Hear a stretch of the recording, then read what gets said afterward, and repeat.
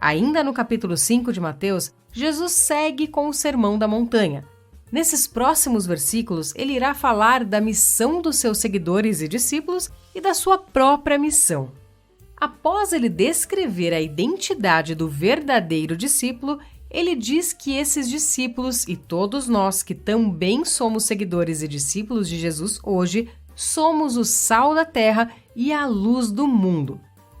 Se não vivermos de acordo com o que Jesus acaba de ensinar nas bem-aventuranças, teremos o mesmo valor para o reino que o sal sem sabor ou uma luz escondida, ou seja, nenhum. Na antiguidade, havia algumas utilidades para o sal. Uma delas é como conservante de alimentos para não apodrecerem tão rapidamente. É como se fosse a nossa geladeira de hoje. Nós, como discípulos de Cristo, precisamos preservar a nossa família, nossa igreja e a nossa sociedade da podridão. E como? Fazendo a diferença por onde passarmos, pregando o Evangelho e sendo como Jesus. E isso ele nos ensinou lá nas bem-aventuranças. O sal também é usado como tempero, e se ele perder seu sabor, não tem função alguma na preparação do alimento. E fala a verdade, o sal faz muita diferença em uma boa comida, não é mesmo? Quando o sal perdia sua função naquela época, para não ser jogado no lixo, ele era jogado na estrada, e por isso as pessoas pisavam em cima. O sal sem sabor não tem valor. Uma pessoa sem a identidade de Cristo formada nela também não tem valor no reino de Deus. O mundo que vivemos está perdido e em trevas. Então Jesus diz que nós somos a luz. Naquela época não existia luz elétrica, nem lâmpadas como hoje. Eles usavam lamparinas ou pequenas candeias que produziam pouca iluminação, e na grande parte das casas tinham poucas janelas. Para iluminar o ambiente de forma eficaz, era necessário colocar a lamparina sobre um suporte no alto. Se ficasse baixa, poderia ser coberta por outros objetos maiores e perderia assim a sua função.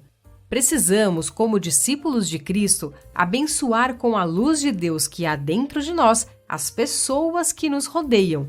A luz ilumina, mostrando a direção. A luz colocada em um lugar muito alta serve também como referência, como um farol que brilha à noite. Precisamos mostrar ao mundo o caminho até Jesus. Vós sois a luz do mundo é uma alusão a Isaías 9, de 1 a 2, 42, 6 e 49, 6. Esses são textos que descrevem o ministério do Messias. Isso quer dizer que nós somos a extensão do ministério do Senhor, levando a palavra de Deus aos confins da terra. A palavra diz em Salmos 119, 105: Lâmpada para os meus pés é a tua palavra e luz para o meu caminho. A palavra de Deus é a luz que nos guia e nós temos essa luz, então precisamos ser a luz para os perdidos. Por isso é importante estudar e conhecer a Bíblia. Se você tem dificuldade, na descrição desse vídeo tem alguns links com dicas para te ajudar nessa busca. Mas a verdade é que você só vai conseguir se Jesus brilhar em sua vida através das suas atitudes. Portanto, conheça a Jesus, seja parecido com ele e então você será sal e luz para esse mundo. E assim, Deus será glorificado através da sua vida. Ainda no capítulo 5, Jesus diz que não veio abolir a lei ou os profetas, e sim cumpri-los. Os mestres judeus da época de Jesus consideravam uma lei abolida quando era desobedecida. Isso era considerado uma rebelião, portanto digno de exclusão da comunidade judaica. Mas Jesus não veio abolir ou trazer uma nova lei. Jesus também não veio trazer uma nova religião. Jesus se opôs à interpretação tradicional e ilegítima da lei. Jesus quer que sigamos a natureza dos mandamentos e não os regulamentos, mostrando que a vida do cristão não é apenas confessional ou teológica, e sim uma mudança prática, se opondo assim à religiosidade. Jesus veio vivificar, ampliar ou completar a lei. Se queremos fazer parte do reino de Deus, precisamos obedecer os mandamentos do Senhor, mas não de forma religiosa da boca para fora, mas com a visão da graça de Deus. Os fariseus eram muito cuidadosos com a lei e os mandamentos, e Jesus diz que devemos ter uma justiça ainda maior.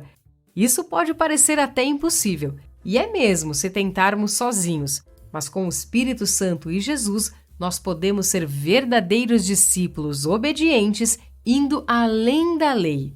Eu teria muito mais para falar sobre esse assunto. A palavra de Deus é rica e muito profunda, mas essa aqui é apenas uma pincelada. Você pode se aprofundar muito mais. A partir dos próximos versículos, veremos instruções de Jesus sobre o que os discípulos não deveriam fazer, mas isso é papo para o próximo vídeo.